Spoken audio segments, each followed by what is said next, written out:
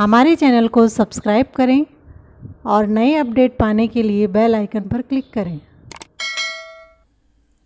सुप्रभात, स्वागत है आप सभी का आपके अपने channel Sanskrit in easy way में। आज हम पढ़ने जा रहे हैं वाच्य। वाच्य से संबंधित परीक्षा में 3 नंबर का प्रश्न पूछा जाता है और आज हमें ये 3 नंबर पूरे पक्के करने हैं। तो वाच्य समझने से पहले आप चैनल पर नए हैं तो चैनल को सब्सक्राइब करना ना भूलें। शुरू करते हैं। वाच्य सबसे पहले आता है इसकी परिभाषा की वाच्य कहते किसे हैं। तो किसी भी बात को कहने का जो तरीका होता है उसे वाच्य कहते हैं। किसी भी बात को कहने का तरीका वाच्य कहलाता है। वाच्य 3 प्रकार के होते हैं। वाच्य के प्रकार कितने हैं? 3। नंबर 1 कृतवाच्य, नंबर 2 कर्मवाच्य, नंबर 3 भाववाच्य। तो सबसे पहले पढ़ते हैं हम कृतवाच्य। कृतवाच्य कर्ता, तो इसमें कर्ता प्रधान होता है, हमें सिर्फ समझना है। देखिए यहाँ एक अच्छी सी ट्रिक दे रखी है मैंने। कर्ता जिसमें विभक्ति होती है हमेशा प्रथमा, कर्म जो हमेशा द्वितीय विभक्ति का होता है और क्रिया जो है वो कर्ता के अनुसार होती है। कर्ता इसमें प्रधान होता है, कृतवाच्य में कर्ता प्रधान होता है और कर्ता के अनुसार ही क्रिया का प्रयोग किया जाता है। अर्थात जिस पुरुष जिस वचन का कर्ता होता है उसी पुरुष उसी वचन की क्रिया काम में ली जाती है। तो इसका सूत्र हो गया 121 1 2 1। इसे हमें याद रखना है। इसमें कृतवाच्य में कर्ता प्रथमा विभक्ति का, कर्म हमेशा द्वितीय विभक्ति का होगा और क्रिया हमेशा कर्ता के अनुसार ही चलेगी। तो उदाहरण देखिए इसमें, वह फल खाता है, वह फल खाता है। यहाँ कर्ता देखिए वह, कर्ता क्या है इसमें? वह, और कर्म जो है वो है इसमें फल और क्रिया हो गई खाता है। तो हमारा जो ये वह कर्ता है ये प्रथम पुरुष एक वचन का है, तो इसीलिए लिख देंगे यहाँ सह। और अगर ये प्रथम पुरुष एक वचन है तो हमारी क्रिया जो है वो भी प्रथम पुरुष एक वचन की होगी, ये हमें ध्यान रखना है। और कर्म जो है हमारा है वो है द्वितीय विभक्ति का। हमने क्या देखा था अभी इसमें कि द्वितीय विभक्ति का कर्म होगा, तो हमने यहाँ लिख दिया फल का द्वितीय विभक्ति हो गई फलम। वैसे नपुंसकलिंग शब्दों में प्रथमा और द्वितीय विभक्ति समान होती है, तो इसीलिए यहाँ हमने लिखा फलम। और क्रिया आ गई यहाँ कर्ता के अनुसार, प्रथम पुरुष एक वचन की खादति। तो हमारा वाक्य बन गया सह फलम खादति, वह फल खा रहा है। दूसरा वाक्य इसमें देखिए, मैं विद्यालय जाती हूँ। मैं उत्तम पुरुष एक वचन, इसीलिए हमने यहाँ लिखा उत्तम पुरुष एक वचन का मैं को कहते हैं अहम। विद्यालय तो ये है कर्म और कर्म आता है द्वितीय विभक्ति में, तो इसीलिए यहाँ लिख दिया विद्यालयम। जाती हूँ, जाना की धातु होती है गम और हमारा कर्ता है उत्तम पुरुष एक वचन, तो उत्तम पुरुष एक वचन की क्रिया हम यहाँ लिख रहे हैं तो हो जाएगा गच्छामि। तो वाक्य हमारा बन गया अहम विद्यालयम गच्छामि, मैं विद्यालय जाती हूँ। अब कर्ता को समझते हैं। देखिए इसमें कृतवाच्य में कर्ता प्रधान होता है। कर्ता देखते हैं हम एक वचनम, द्विवचनम और बहुवचनम, तीनों पुल्लिंग, स्त्रीलिंग और नपुंसकलिंग में। एक वचन में कर्ता देखिए, पुल्लिंग में सह, स्त्रीलिंग में सा और नपुंसकलिंग में तत्। तीनों का अर्थ हो गया वह। क्या अर्थ हो गया इसमें? वह। और क्रिया जो इसके साथ लगने वाली है प्रथम पुरुष के कर्ता के साथ में जो क्रिया लगने वाली है वो है पठति। लट लकार प्रथम पुरुष की क्रिया होती है पठति। तो यहाँ सह पठति, सा पठति, है ना। तो इसी प्रकार से द्विवचन देखिए, तौ, पुल्लिंग में तौ, स्त्रीलिंग में ते और नपुंसकलिंग में भी ते। तो इन दोनों का अर्थ होता है वे दोनों। इनके साथ जो क्रिया लगेगी द्विवचन में, प्रथम पुरुष द्विवचन की जो क्रिया होगी वो है पठतः। तो क्या वाक्य बनेंगे इसमें? तौ पठतः, ते पठतः, है ना। इसी प्रकार से देखिए इसमें बहुवचनम, बहुवचन के जो कर्ता हैं वो हैं पुल्लिंग में बहुवचन में ते, स्त्रीलिंग में बहुवचन में ताहा और नपुंसकलिंग में है तानी। इन तीनों का अर्थ भी है वे सब। और इन तीनों कर्ता के साथ में जो क्रिया लगेगी प्रथम पुरुष बहुवचन वो है पठन्ति, है ना। अब इसके बाद में आगे देखिए, अब देखिए इसमें कर्ता जो है मध्यम पुरुष का, प्रथम पुरुष हमने देखा भी, प्रथम पुरुष में इसके बाद में हम मध्यम पुरुष की ओर बढ़ते हैं। तो कर्ता मध्यम पुरुष में आएगा एक वचन में त्वम, जिसका अर्थ होता है तुम, युवाम जिसका अर्थ होता है तुम दोनों, और बहुवचन में यूयम जिसका अर्थ होता है तुम सब। तो मध्यम पुरुष एक वचन की क्रिया इनके साथ लगेगी। तो अब त्वम के साथ में क्रिया क्या लग रही है? पठसी।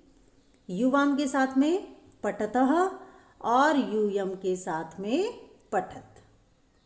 आ गया समझ में? अब देखिए इसमें कर्ता हम लेते हैं उत्तम पुरुष का। उत्तम पुरुष में एक वचन में अहम जिसका अर्थ होता है मैं, आवाम द्विवचन में हम दोनों, और बहुवचन में वयम जिसका अर्थ है हम सब। इनके साथ में जो उत्तम पुरुष की क्रिया लगेगी वो है प्रथम पुरुष, मध्यम पुरुष, अब उत्तम पुरुष। तो उत्तम पुरुष की क्रिया है इसमें अहम के साथ में हमेशा पठामि, आवाम के साथ पठावह और वयम के साथ में पठामह। ये तो था हमारा कृतवाच्य। अब बढ़ते हैं कर्मवाच्य की ओर। सबसे महत्वपूर्ण है कर्मवाच्य। अधिकतर परीक्षा में कृतवाच्य से कर्मवाच्य में परिवर्तन करने के लिए ही वाक्य पूछे जाते हैं, तो इसे हमें अच्छे से समझना है। तो शुरू करते हैं। इसमें देखिए नाम से ही हम समझ रहे हैं कर्मवाच्य, यानी कि इसमें कर्म की प्रधानता होती है, कर्म इसमें प्रधान होता है। तो कर्म प्रधान है तो क्रिया जो है वो कर्म के अनुसार होगी, ये हमें याद रखना है। अब इसका सूत्र होता है 3-1-1, 311, 311, हमें इसको याद रखना है। विभक्ति अब इसमें कर्ता में होगी तृतीया। हमेशा कर्ता में कौन सी विभक्ति आएगी? तृतीया। और कर्म जो है वो हमेशा प्रथमा में होगा। कौन सी विभक्ति में? प्रथमा विभक्ति में कर्म हमेशा प्रथमा में होगा। तो जब कर्म इसमें प्रधान है तो कर्म के अनुसार ही क्रिया चल रही है। तो क्रिया जब कर्म के अनुसार चल रही है तो क्रिया भी प्रथम विभक्ति में होगी। अब देखिए क्रिया की जो मूल धातु होती है उसमें यह जोड़ करके क्या जोड़ा जाता है? यह को जोड़ करके आत्मनेपद धातु में प्रयोग किया जाता है। आत्मनेपद में प्रयोग किया जाता है। क्या जोड़ा जाता है उसमें? यह जोड़ा जाता है। तो हम यहाँ देखते हैं सबसे पहले परस्मैपदी धातु के लट लकार के रूप। इसमें देखिए पुरुष में प्रथम पुरुष एक वचन आ रहा है इसमें पठति, द्विवचन पठतः बहुवचन पठन्ति। और यही यह लगा करके जब आत्मनेपदी धातु का प्रयोग किया जाता है तब प्रथम पुरुष में एक वचन में पठ्यते यह जोड़ा गया ना, तो यह जोड़ करके पठ्यते, द्विवचन में पठ्येते और बहुवचन में पठयन्ते यह जोड़ा रहा है इसमें। यह जोड़ने के कारण ये पठ्यते, पठ्येते और पठयन्ते। मध्यम पुरुष में पठसि, पठतः, पठत। तो आत्मनेपदी में किस प्रकार होगा? पठसि एक वचन है मध्यम पुरुष का, यहाँ हो जाएगा पठयसे। द्विवचन में पठयेथे और बहुवचन में पठयध्वे। वैसे ही उत्तम पुरुष, उत्तम पुरुष में एक वचन में पठामि, द्विवचन में पठावह और बहुवचन में पठामह। तो उत्तम पुरुष की क्रिया भी आत्मनेपद में यह जोड़ करके बनाई जा रही है पठये, पठयावहे और पठयामहे। हमें ये क्रिया के रूप याद रखने हैं, बस इतना याद करना है, हमारा कर्मवाच्य तैयार हो जाएगा। देखिए, कर्ता प्रथमा से तृतीया विभक्ति में बदलकर यहाँ लिखा गया है। तो सबसे पहले हमने जो ऊपर अभी कर्ता पढ़े थे वही तृतीया विभक्ति में लिखे हैं मैंने।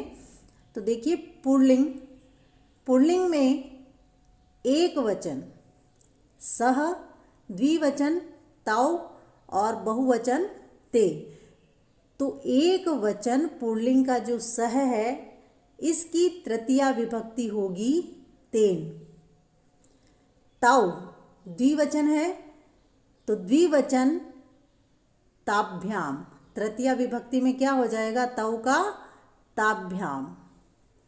और बहुवचन में पुल्लिंग में जो ते है बहुवचन, तो बहुवचन का होगा यहाँ तेह। क्या हो जाएगा? तेह। अब स्त्रीलिंग में देखिए, सा, सा की तृतीया विभक्ति होगी तया। ते द्विवचन है, इसकी तृतीया विभक्ति द्विवचन हो जाएगी ताभ्याम। और ताहा बहुवचन, इसमें तृतीया विभक्ति हो जाएगा ताभी है। और नपुंसकलिंग में देखिए तत्, तत् की तृतीया विभक्ति तेन, ते की तृतीया विभक्ति ताभ्याम, यहाँ ताभ्याम हो जाएगा। और तानी, तानी की तृतीया विभक्ति हो जाएगी तेह। मध्यम पुरुष में देखिए त्वम, त्वम की तृतीया हो गई त्वया, त्वम की तृतीया क्या है? तया। युवाम का तृतीया का शब्द है युवाभ्याम। और यूयम का मध्यम पुरुष बहुवचन, मध्यम पुरुष बहुवचन यूयम का तृतीया में हो गया युष्माभिः। इसी प्रकार से अब चलते हैं उत्तम पुरुष की ओर। उत्तम पुरुष में अहम, अहम एक वचन उत्तम पुरुष, तो इसकी तृतीया विभक्ति हो जाएगी मया। आवाम द्विवचन है तो द्विवचन की तृतीया विभक्ति आवाभ्याम। और वयम बहुवचन, तो इसीलिए वयम बहुवचन हो जाएगा इसमें अस्माभिः। अब इसका वाक्य देखते हैं हम किस प्रकार से बनाएं। उदाहरण देखिए, सह भोजनम खादति, यह कृत्रवाच्य है, इसको हमें किस में बदलना है? कर्मवाच्य में। और कर्मवाच्य में अभी हमने पढ़ा था कि जो कर्ता है वो तृतीया विभक्ति में हो जाएगा। तो इसीलिए सह की तृतीया विभक्ति का शब्द हो गया यहाँ तेन। भोजनम कर्म है ये, और कर्म जो है इसमें द्वितीया का होता है। तो इसीलिए यहाँ जो कर्मवाच्य जब हम बना रहे हैं तो कर्मवाच्य में कर्म हो जाएगा प्रथमा विभक्ति में, तो इसीलिए लिख देंगे भोजनम, क्योंकि दोनों में प्रथमा और द्वितीय विभक्ति सेम है, इसीलिए यहाँ द्वितीय विभक्ति में आया भोजनम और यहाँ प्रथमा विभक्ति का भोजनम। अब हो गया हमारा खादती, ये है कर्ता के अनुसार क्रिया खादती और हमें लगानी है कर्म के अनुसार क्रिया, क्योंकि कर्म जो है उसकी प्रधानता है, तो कर्म हमारा है यहाँ पर तृतीय विभक्ति का कर्ता और कर्म हो गया यहाँ प्रथमा विभक्ति का, तो कर्म के अनुसार ही प्रथमा का हम लगाते हैं यहाँ खाद्यते। इसी प्रकार से सा दुग्धम पीबती, यहाँ जो क्रिया लगी है वो कर्ता के अनुसार लगी है और कर्म वाच्य का बनाने के लिए हमें कर्म के अनुसार क्रिया लगानी है। तो यहाँ सा का जो हमने यहाँ पद लिखा है, सा की तृतीय विभक्ति हो गई तया और दुग्धम यहाँ द्वितीय में था और हमने यहाँ लिखा प्रथमा में दुग्धम, और हमारे प्रथमा कर्म के अनुसार ही क्रिया भी कर्म के अनुसार है, तो यहाँ हो गया पीयते।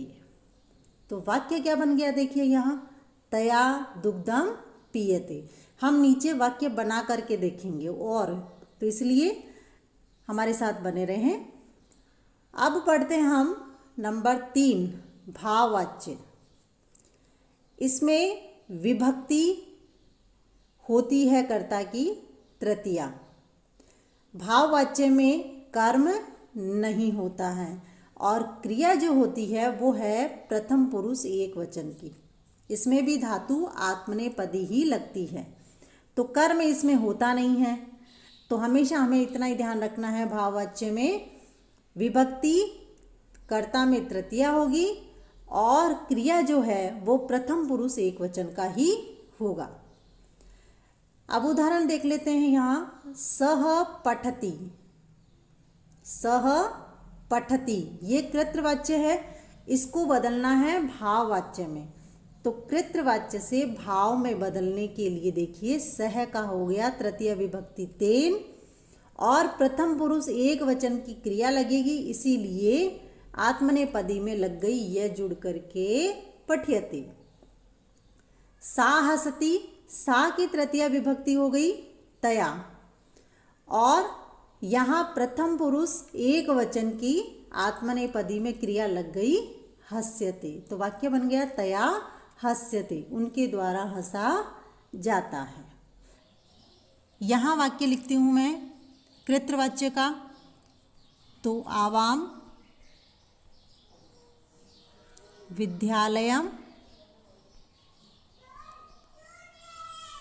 और गच्छावः, क्योंकि कृतवाच्य में कर्ता के अनुसार क्रिया होती है, तो ये उत्तम पुरुष द्विवचन है तो क्रिया भी इसमें हो जाएगी उत्तम पुरुष द्विवचन की गच्छावः है। तो ये हमारा जो वाक्य है वो है कृत्र का।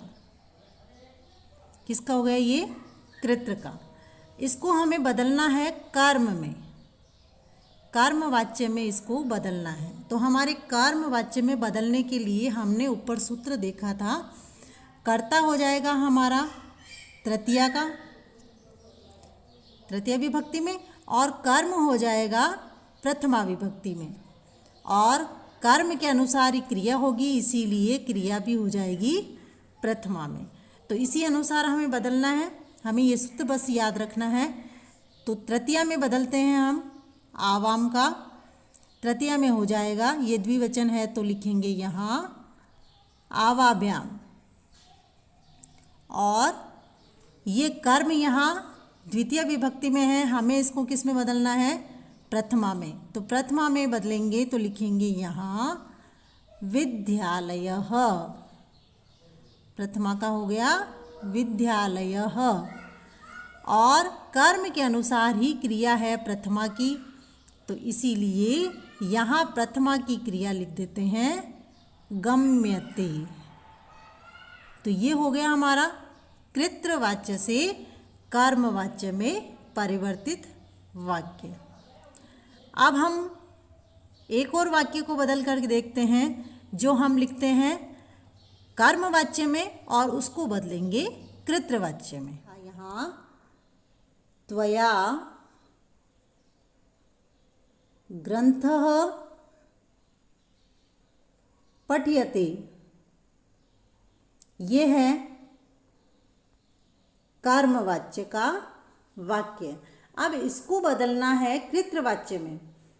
तो कृत्रवाच्य में क्या है, क्या सूत्र था उसमें? 1 2 1 है ना। क्या सूत्र था उसमें? 1 2 1, यानी कि कर्ता जो है वो प्रथमा में, कर्म जो है वो द्वितीया में और क्रिया जो है वो कर्ता के अनुसार प्रथमा की। तो त्वया, तो यहाँ त्वया का प्रथमा में हो जाएगा त्वम। हम किस में बदल रहे हैं इसको? देखिए, कृत्रवाच्य में बदल रहे हैं। कर्म वाच्य का वाक्य हमें दिया हुआ है और हम बदल रहे हैं अब इसको कृत्र में। इसको बदल देते हैं। तो त्वया का हो गया इसमें प्रथमा त्वम।